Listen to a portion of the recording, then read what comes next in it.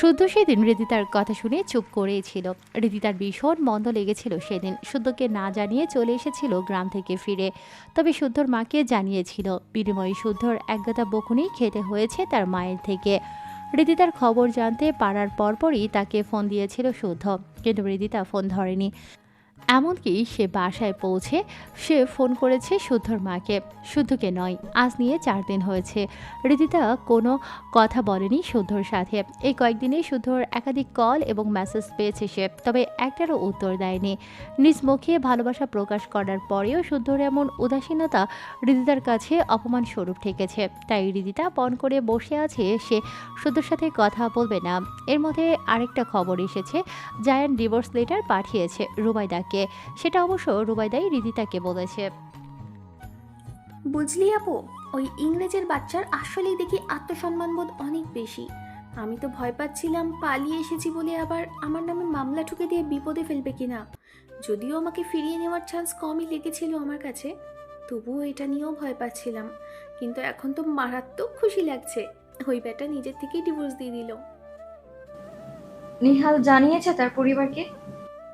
হ্যাঁ, ওনারা বলেছেন বিয়ের ব্যাপারে এখন ভেবে দেখবেন।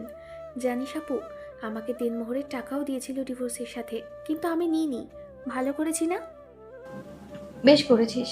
টাকা নিলে তখন তোকে লোভী ভাবতো। সেটাই তো। আর আমি টাকা নেবই বা কেন? আমি কি টাকার জন্য জায়ান মাহমুদকে বিয়ে করেছিলাম নাকি? ওই লোকের টাকা ওই লোকের কাছেই থাকুক, আমার সব শেষে নিহালকে পেলেই হলো। আচ্ছা আপু, তোর নানা বাড়ির কেউ জানে না তো আমার আর নিহালের ব্যাপারে?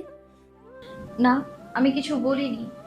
যেদিন তোর বিয়ে সেদিন বলবো। আর শোন, চাচার সাথে কথা বলেছিস? ভয় করছে আপু, আব্বু আমাকে জ্যান্ত পুঁতে ফেলবে। চাচা কত নরম মনের মানুষ, অথচ এর পরেও তোর সাথে এমনটা করলো। কিন্তু আব্বুর যে বরাবরই রাগ বেশি, সেটা তো তুইও জানিস। চাচা যদি এমন করতে পারে, তাহলে আব্বু কি করবে একটাবার ভাব। তাই বলে পরিবারের সকলের দোয়া ছাড়া বিয়ে করবি? এটা কেমন দেখায় না? আমি তোর হয়ে কথা বলতে পারতাম, কিন্তু এখন তো আমারও কথা বলার কোনো জায়গা নেই। আমি নিহালের সাথে কথা বলে দেখি না হয় এই ব্যাপারে, দেখি সে কি বলে। আচ্ছা আপু, তোর নানা ভাই কি অনেক রাগী মানুষ? হঠাৎ এই প্রশ্ন কেন? না, কেমন যেন কম কথা বলে মনে হয় আমার কাছে। হয়তো বা আমার সাথে খুব একটা কথা হয়নি, তাই এমনটা মনে হচ্ছে আমার। এটাও হতে পারে। না, নানা ভাই রাগী না, কিন্তু নিজের ইচ্ছে মাফিক সবকিছু হতে পছন্দ করে। কিছুটা গম্ভীর স্বভাবের। তবে আমার মনে হয় সেই গম্ভীর ব্যবহার আমার সাথে বেশি করে। আমার উপর রাগ এখনো যায়নি কিনা, তবে একই সাথে যে মানুষটা আমাকে খুব ভালোবাসে সেটাও জানি আমি। তাই তো দেখলাম, তোর দিকে খুব নজর। এমনকি হাত খরচের টাকা দিচ্ছে লাখ লাখ করে। আসলে কখনো নানা বাড়িতে আমার এতটা দীর্ঘ সময় নিয়ে থাকা হয়নি তো, তাই নানা ভাইয়ের আদরের কোনো নমুনা তেমন দেখতে পাইনি আমি। এর আগে যতবারই দেখা হয়েছে কয়েক ঘন্টার জন্যে, রাতটাও থাকিনি। কিন্তু এবার তো কারণে কারণে কতগুলো দিন কাটিয়ে ফেললাম এখানে। তাই আমার ভালো মন্দ সব দিকে নজর দেওয়ার সুযোগটাও নানা ভাই পাচ্ছে। হুম, তবে তোর নানা ভাই বোধহয় সবাইকে শাসনের উপর রাখে। ওই দিন দেখলাম তোর মামাকে কি জানি বলছিল, আর তোর মামা চুপ করেছিল। কথায় বলে শাসন করা তারই সাজে সোহাগ করে যে। নানা ভাই যেমন শাসন করে তেমনি ভালোবাসে। তবে একটা কথা ঠিক বলেছিস, সকলের উপর শাসন খাটায়। কেবল একজনের কথা শুনেই খুব বেশি গলাবাজি করতে পারে না, আর সেই একজন হলো আমার নানি। নানি উল্টো ধমকে নানা ভাইকে চুপ করিয়ে দেয়। ব্যাপারটায় না আমি ভীষণ মজা পাই। এই বয়সেও এত বউ প্রীতি? হুম, নানির মুখে শুনেছি তো। দুজনেরই মাখো মাখো প্রেম ছিল বিয়ের আগে থেকেই। ও মা, প্রেম করে বিয়ে বুঝি? তবে আর বলছি কি। সে কি, ওনারা তো অনেক আগের মানুষ, আমাদের দুটো জেনারেশন আগের। ওনাদের সময়ও এমন প্রেম করে বিয়ে হতো? তো প্রেম বুঝি তুই একাই করতে পারিস? যা আপু, ঠেস দিয়ে কথা বলবি না। হৃদিতা হেসে উঠল। রুবাইদা এবার বেশ আগ্রহ নিয়ে বলল, দেখ আপু, কি সুন্দর একটা সিরিয়াল মেনটেন হয়ে আসছে। তোর নানা নানি প্রেম করে বিয়ে করলো, তোর আব্বু আম্মু মানে চাচা চাচি প্রেম করে বিয়ে করলো। সেই ধারায় এবার কিন্তু তোর পালা। করবি নাকি? রুবাইদা চোখ টিপ দিল কথাটা শেষ করে। হৃদিতার মনটা যেন আবারও খারাপ হয়ে গেল, বলল, প্রেমটা করব কি করে? প্রেম কি আর একা একা করা যায়? যার সাথে করব সেই তো আমার প্রেম স্বীকার করতে নারাজ। ভালো কিন্তু ঠিকই বাসে, তবে মুখে বলে না, এমনকি আমি বললেও নীরব থাকে। এই জন্যেই মহাশয়ের সাথে 4 দিন যাবৎ কথা বন্ধ। বলবো না কথা, দেখি আর কতদিন আমার অনুভূতিকে উপেক্ষা করতে পারে। দুপুরের আলসে সময়টা ঘুমিয়ে কাটিয়ে দিল হৃদিতা। বিকেলের দিকে আড়মোড়া ভেঙে ঘুম থেকে উঠতে না উঠতেই রুবাইদা বলল, আপু, শুদ্ধ ভাইয়া তোর সাথে কথা বলতে চায়। সেটা আমিও জানি, কিন্তু জানিসই তো আমি কেন তার সাথে কথা বলবো না। আরে আমাকে খুব করে রিকোয়েস্ট করেছে তুই যাতে ওনার সাথে কথা বলিস। তোকে ফোন দিয়েছে? হ্যাঁ, তোর নাম্বার আবার পেলো কোথায়? নিহালের থেকে নিয়েছে। সেটা কথা না, একটাবার ওনার সাথে কথা বলে নে প্লিজ, নয়তো আবার ফোন করে রিকোয়েস্ট করবে আমাকে। আর হ্যাঁ, তখন বললো তোর সাথে নাকি গুরুত্বপূর্ণ কথা আছে, কথা বলে নিস। হ্যাঁ, রুবাইদার কথা শুনে হৃদিতা শুদ্ধকে ফোন দিল না। ঠিক করলেও শুদ্ধ যখন ফোন দেবে তখন রিসিভ করবে। হৃদিতার ভাবনা সঠিক করে দিয়ে শুদ্ধ ফোন দিল কিছু সময় বাদেই। হৃদিতা বার কয়েক রিং হওয়ার পর রিসিভ করলো। অভিমানের কারণে বরাবরের মতোই কথা না বলে চুপ করে রইল। আর কত রাগ করে থাকবে? 5 দিন কথা না বলে আমাকে অশান্তি দিয়েও তোমার শান্তি হয়নি? তোমার কেন অশান্তি লাগবে আমার সাথে কথা না বলে? আমি কে তোমার? ওমা, আমরা না বন্ধু? তুই আজীবন অবিবাহিত হয়ে চিরকুমার থেকে যাস। শালা ফোন রাখ। কি সর্বনাশ, কি সর্বনাশ! তুমি আমাকে গালমন্দ করছো? গালি ছাড়া ভালো কিছু দিতে রুচি হচ্ছে না আমার। আরো কয়েকটা দি। শালা তোর বন্ধুত্ব পুটলিতে ভরে নদীতে ফেলে আয় যা। আর একবার যদি আমায় ফোন করেছিস তো তোর একদিন কি আমার যতদিন লাগে। কি সর্বনাশ! তুমি আমার সাথে তুই তুকারি করছো? তুই ফোন রাখবি নাকি আমিই রাখবো? সি, এরকম ভয়ানক ব্যবহার করলে ভালোবাসাবাসি হবে কোত্থেকে? হৃদিতার রাগ কিছুটা দমল, তবে বিরক্তি না, বলল, একা ভালোবেসে কিছুই হয় না। তুমি তো বাসো না তো। শোনো, আজকে বিকেলে একটু দেখা করো। বন্ধুত্বের উপর দীর্ঘ লেকচার শুনতে আমি আগ্রহ নই। ঠিকানা মেসেজ করে দিচ্ছি। আর তোমার নানা বাড়িতে কিছুক্ষণের মধ্যেই একটা পার্সেল পৌঁছে যাবে, পিক করে নিও। মানে? রাখছি, যেটা বলেছি সেটা করো। হৃদিতা সরতেই পার্সেল পেয়েছে। পার্সেল হাতে নিয়ে সোজা নিজের রুমে ঢুকে গেছে। পুরো ঘটনাটা কেউ না দেখলেও একজোড়া চোখ ঠিকই দেখলো। হৃদিতার নিজের রুমে পার্সেল নিয়ে দরজা বন্ধ করে দিল। রুমে বসে টিভি দেখতে থাকা রুবাইদা জিজ্ঞেস করলো, এটা কি রে আপু? শুধু পার্সেল পাঠিয়েছে। তাই? তা কি পাঠিয়েছে রে? তুই যেমন অবস্থায় আছিস আমিও তেমন অবস্থায় আছি। কেউই এখনো দেখিনি তো বলবো কি করে? আরে আমি তো ভেবেছিলাম তুই জানিস। আমাকে কিছু বলেনি, বলো পার্সেল আসবে রিসিভ করতে। আপু, মনে হচ্ছে সারপ্রাইজ হবে কোনো। হৃদিতা আর রুবাইদা কথা বলতে বলতেই হৃদিতা পার্সেল খুলে ফেলল। সেখানে একটা ছাই রঙের শাড়ি, একটা গোলাপ ফুলের গাজরা, দুমুঠো কাচের চুড়ি, এক পাতের টিপ এবং একজোড়া বড় ঝুমকো কানের দুল আছে। তার সাথে ছোট্ট একটা চিরকুট। এগুলো পরে মেসেজ করা ঠিকানায় চলে আসো। এই আপু, ফার্স্ট ডেট নাকি? হুম, বল। হৃদিতা লজ্জায় রাঙাবতী হয়ে গেল। রুবাইদা খোঁচা দিয়ে বলল, এই আপু, তুই তো ব্লাশ করছিস দেখি। আহা, আকাশে বাতাসে প্রেমের গন্ধ পাচ্ছি। যাকগে, বেচারাকে বেশি অপেক্ষা করাস না, রেডি হয়ে চলে যা। হৃদিতা সময় নিয়ে তৈরি হলো, যেন কোনো খোঁজ রাখতে চায় না সে। জীবনে প্রথমবারের মতো তার সাজতে এত ভালো লাগছে, হয়তো প্রিয় মানুষের জন্য তাই। খন্দকারদের সাথে প্রজেক্টের পার্টনার হওয়ার দরুন জায়ানকে এখন নিজের শহর থেকে একটু দূরেই থাকতে হয়। এক বিলাসবহুল ফ্ল্যাট ভাড়া করে নিয়েছে সে 1 মাসের জন্য। যদিও কাজ শেষ হতে হয়তো এতটা সময় লাগবে না। কাজের কারণে আজকেও তাকে খন্দকারদের অফিসে যেতে হয়েছে এবং সেই সকাল থেকে কাজ শুরু করে এখন বিকেলে এসে ঠেকলেও জায়ানের কাজ করার গতি যেন একটুও কমেনি। আজাদ খন্দকার নিবিড়ভাবে লক্ষ্য করেন জায়ানকে। ওনার এমনটা মনে হয় যেন জায়ান এক যন্ত্রমানব। যদিও জায়ানের এই কাজের সাথে ওনার কোনো সরাসরি সম্পর্ক নেই, তবুও কাজের পুরোটা সময় নজর রেখে যান আজাদ খন্দকার। কিন্তু আজকে যেন মনে হচ্ছে ওনার থাকা সম্ভব নয়। আকস্মিক শরীরটা খারাপ হয়ে উঠেছে ওনার। বাসায় যাওয়ার ইচ্ছে পোষণ করছেন তিনি। সেজন্য ছেলে আফতাব খন্দকারি থেকে আপাতত বিদায় নিয়ে বাসার উদ্দেশ্যে রওনা হতে নিলেন। তখনই দেখা হলো জায়ানের সাথে। জায়ান আজাদ খন্দকারকে এই সময় বের হতে দেখে জিজ্ঞেস করলো, আপনি কোথায় যাচ্ছেন মিস্টার খন্দকার? বাসায় চলে যাচ্ছি। আমি একটু অসুস্থ বোধ করছি। Anything serious? I don't think so.